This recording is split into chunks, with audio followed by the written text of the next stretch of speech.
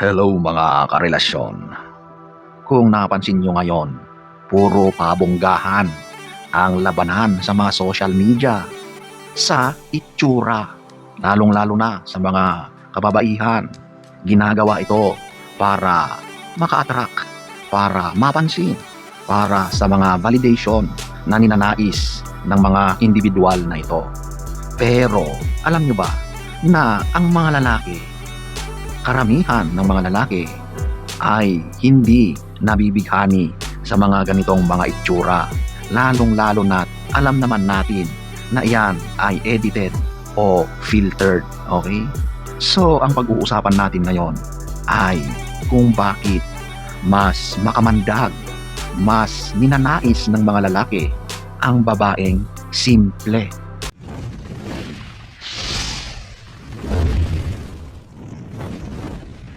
So, at number one, what you see is what you get. So, ito na yung literal na kung ano yung tunay na itsura ng babae na walang nakalagay sa mukha. Ito yung raw beauty. Alam nyo, ang mga lalaki, mas naa-attract kami sa tunay na itsura ninyo. Hindi namin kailangan ng napakaraming mga kolorete, maskara na nilalagay sa mukha at kung ano-ano pa man ang tawag sa mga yan. Alam nyo ba yung literal na bagong gising ka? Yun ang tunay na kagandahan. Doon kami mas nabibighani sa nakikita namin na kagandahan na meron ka na walang filter, walang nilagay, kundi raw beauty, ika nga. Tsaka ladies, di ba, mas masarap sa pakiramdam yung alam mo na nagustuhan ka, minahal ka ng isang lalaki dahil sa tunay na nakita niya sa iyo. Hindi yung kapal ng foundation, hindi yung sobrang makeup, hindi yung nabago na ang itsura mo dahil sa sobrang filtration. Eto pa mga ladies, mahilig kayong maglagay ng mga fake sa mukha nyo, mga eyelashes, ano ba ang tawag dyan, pilik mata, kung ano-ano ang dinidikit nyo dyan. Pero kaming mga lalaki, hindi namin yan nakikita. Hindi nga namin minsan naiintindihan kung bakit pa kayo naglalagay ng mga ganyan. Eh, peke naman yan, di ba? So kahit feeling ninyo napakaganda nyo, hindi pa rin yon ang nakikita ng lalaki. Iba ang beauty sa mata ng mga lalaki.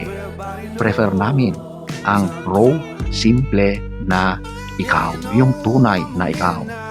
Number 2, ito yung practical at wais sa buhay.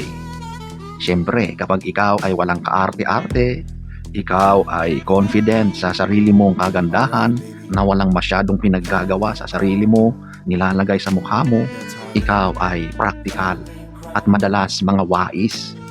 Siyempre, kapag ganyan ang mindset ng isang babae, hindi nauubos ang kanyang oras sa harap ng salamin.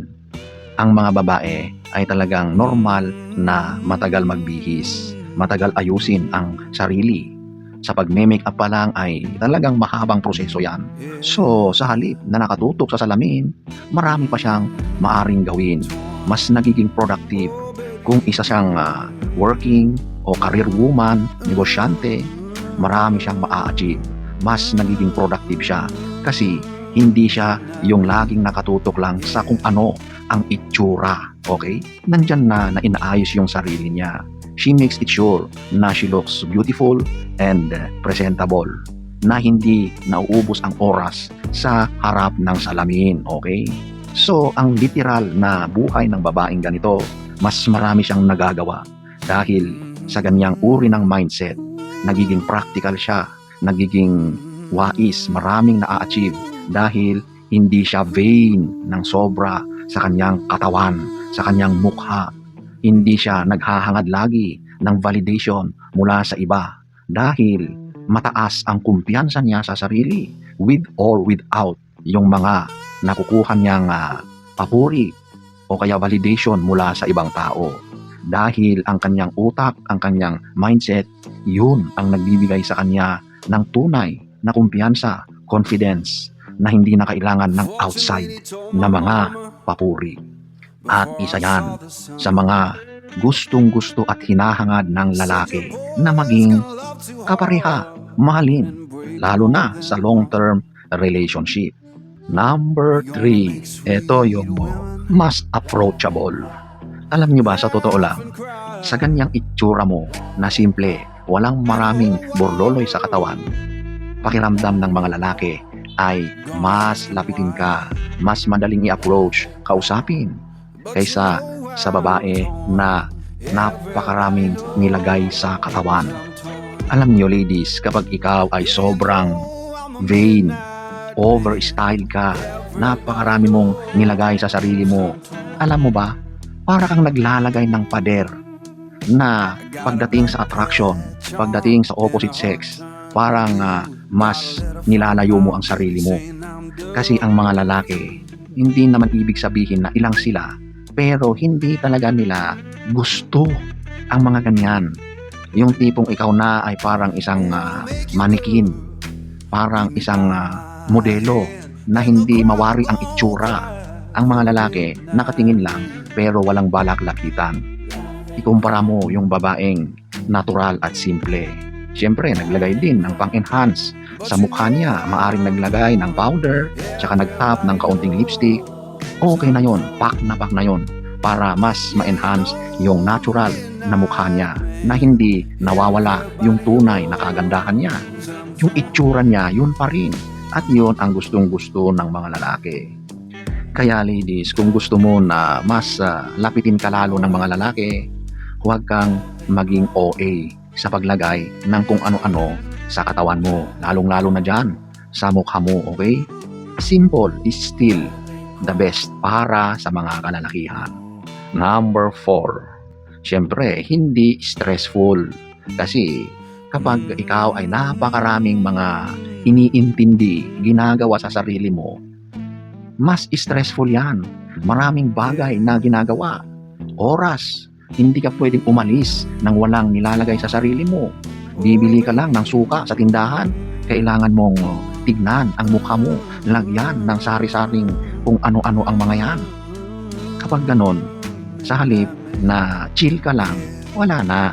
Lahat ng bagay ay nagiging stressful dahil sa ginagawa mo.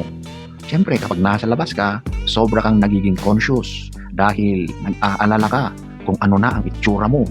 Kung yung pilik mata mo pa ba ay nakadikit.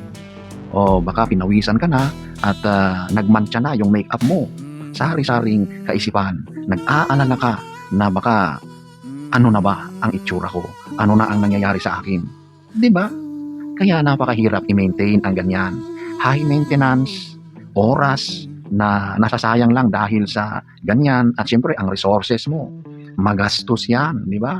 Tapos at the end ay hindi mo nakuha yung expectation na hinahangad mo, di ba? Yung validation, yung sana ay mapansin ka ng mga tao, ay hindi naman yon ang nangyari, so madi-disappoint ka pa. So napakaraming mga bagay na maaring hindi sasang-ayon sa kagustuhan mo dahil sa pinaggagawa mo sa sarili mo. Kung simple ka lang, di ba? Chill, relax ka lang. Tiyak, mas marami ang lalapit sa'yo. Mas marami ang hindi naiilang dahil sa natural mong itsura, aura, at ganda. Yung mga taong nakakita sa'yo, mas at ease na lapitan ka. Hindi sila nag-aalangan na kausapin ka.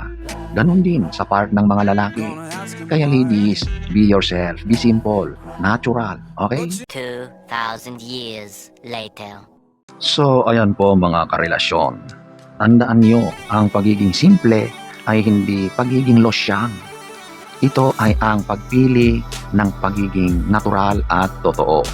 Huwag kayong matakot na ipakita ang sarili nyo nang walang masyadong kolorete dahil ang tamang lalaki ay hindi lipstick o makeup ang hinahanap sa'yo, kundi yung matamis mong ngiti at yung tunay na galing sa puso mo.